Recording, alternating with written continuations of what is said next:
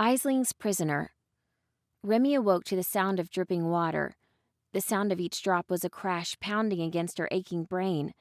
She tried to rub the muck from her eyes, but her arms only twitched below her, forcing her legs up a little. She blinked, clearing her vision enough to see where she was. Remy rested against an uneven cave wall, arms and legs bound with heavy rope. She had about 2 feet of rope connecting her wrists to her ankles, not nearly long enough for comfort. Aisling was pacing back and forth in the darkness of the cave, twisting and moving something square between her hands. At a glance, it looked like an oversized Rubik's Cube made of uneven stone and wood, flickering with different colors of light. There might be 50 symbols on each face, none of which were recognizable to her. Aisling herself looked to be worse off than Remy, bloody from several wounds soaking red through her white dress. She was so on edge she hadn't even noticed that Remy had woken. Remy glanced around, trying to assess her situation. She was still wearing the outfit she took to bed. Her exposed skin had goosebumps from the cold, damp air, and she shivered. Aisling attacked her father's manor in the middle of the night, and none of them were prepared. Remy swore under her breath as she realized that her gear must have been left back at her father's manor. Remy began looking around frantically for something to cut herself free with. "Awake, I see?" Aisling noticed her finally. "Hey, you filthy murderer!" Remy shouted back at her. "What do you think you're doing?"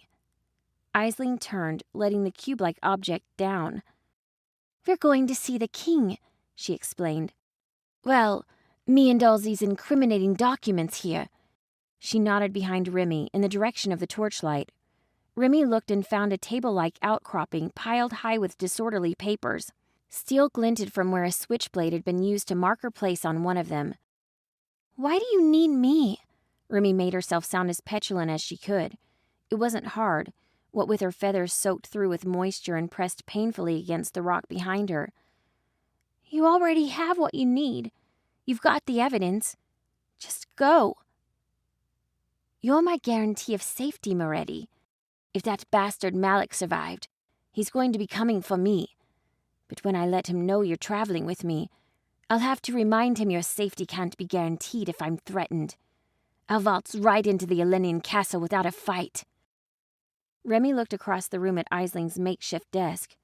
Stolen documents were piled there, many splattered with blood. "Hey, so, while you were searching through all that incriminating stuff, did you happen to read anything about Theodosian?" Aisling blinked with surprise and then nodded absently. "Yeah, actually. Something about a cult. It wasn't what I was looking for. Why do you care?" Remy didn't answer and instead began twisting her legs beneath her, one after the other. Aisling hadn't done a very good job with these knots. Enough persistence and she could probably get the rope loose enough to get one of her legs out. "You're completely delusional, by the way," Remy said. "What?" Aisling advanced on her. "The hell do you mean?" "Well," Remy disguised her continued wiggling by leaning against the wall and lifting her hands. "Balthazar might or might not believe that evidence. Show up on his doorstep with one of his daughter's best friends as a hostage, and he's not going to be happy with you." Remy glared up at her. "Balthazar spoke at my graduation, idiot. I was in his castle days ago.